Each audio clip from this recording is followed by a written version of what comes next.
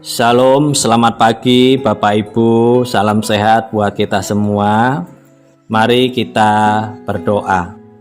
Bapa di dalam surga, kami mengucap syukur atas berkat dan karunia-Mu yang Tuhan anugerahkan kepada kami, sehingga semalam kami bisa beristirahat dengan nyenyak. Pagi hari ini Tuhan telah membangunkan kami kembali.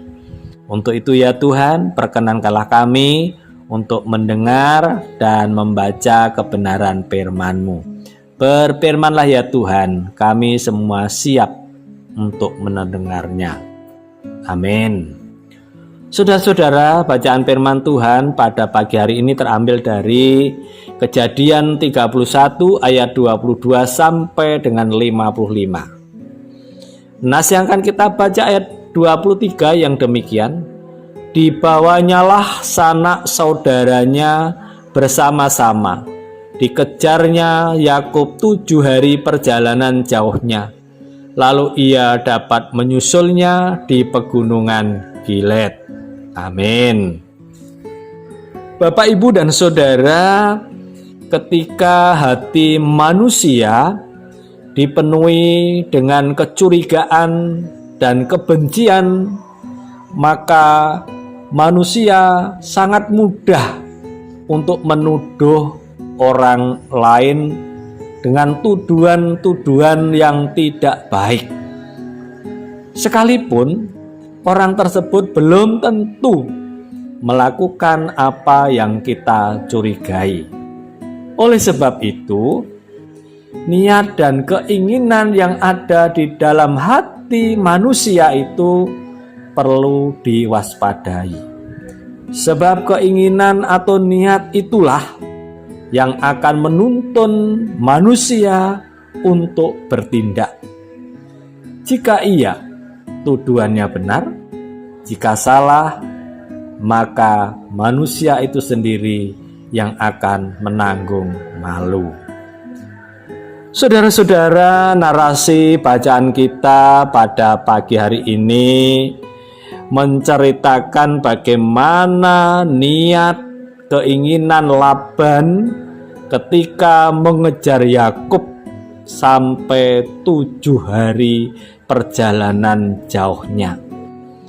Tentu Yakub mengejar sampai sejauh itu ada niat-niat tertentu, ada keinginan-keinginan tertentu di dalam mengejar Yakub tersebut. Meski ia baru mengetahui bahwa Yakub telah pergi setelah lewat 3 hari di ayat yang ke-22. Dan ia pun mengejar menantunya sampai 7 hari perjalanannya. Allah menegur Laban melalui mimpi. Ia tidak supaya Laban tidak mengata-ngatai Yakub dengan sembarangan.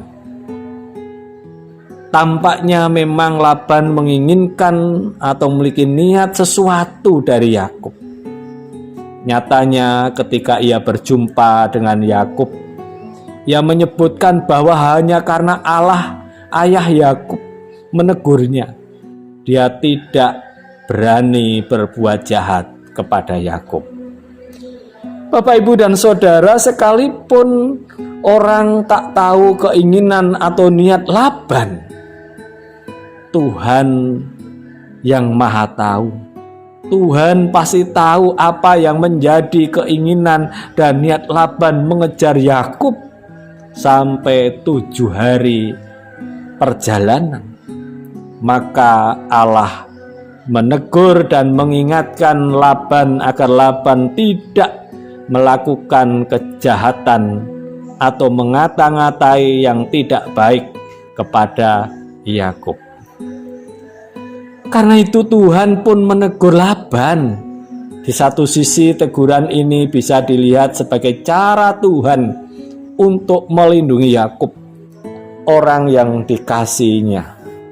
Namun di sisi lain teguran ini juga menunjukkan bahwa kasih Tuhan kepada Laban. Tuhan membuat Laban menimbang-nimbang lagi niat dan keinginannya. Karena belum tentu Yakub melakukan yang salah di hadapan Laban.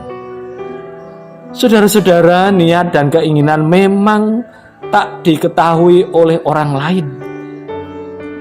Keinginan atau niat juga tidak menyakiti siapapun karena belum terwujud atau diwujudkan dalam tindakan-tindakan nyata.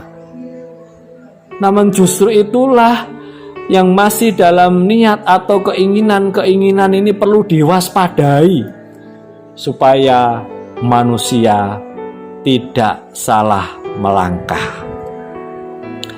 Bapak, Ibu, dan Saudara yang dikasihi oleh Tuhan Yesus Kristus,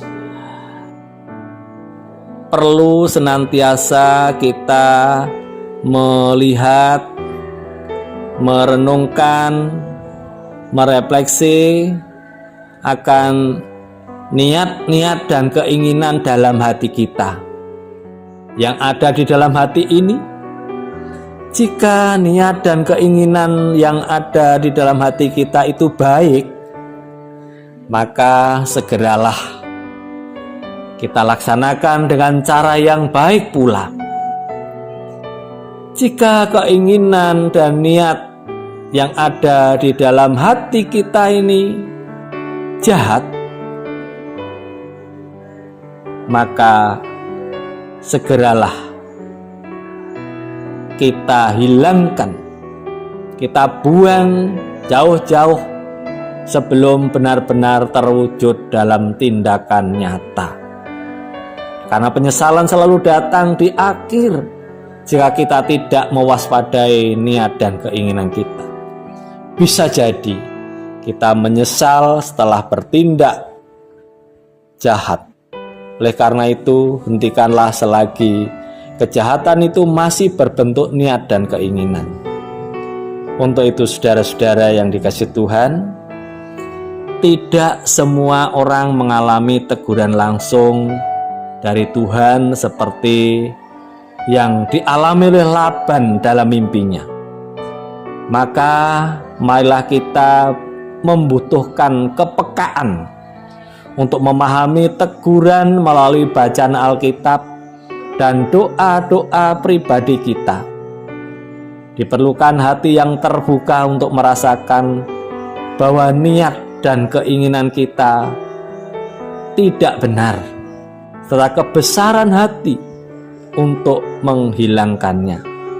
Oleh sebab itu, Bapak Ibu, apabila di dalam hati kita timbul atau muncul niat-niat yang tidak baik, niat-niat yang bertentangan dengan firman Tuhan, buanglah semuanya itu.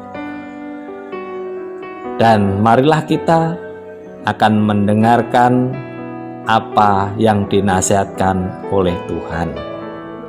Tuhan memberkati kita semua. Amin.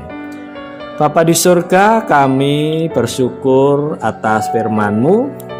Kiranya firman-Mu yang telah kami renungkan pada pagi hari ini benar-benar menguatkan iman kami, agar kami dapat menyatakan keinginan dan niat kami yang baik, yang benar di hadapan Tuhan.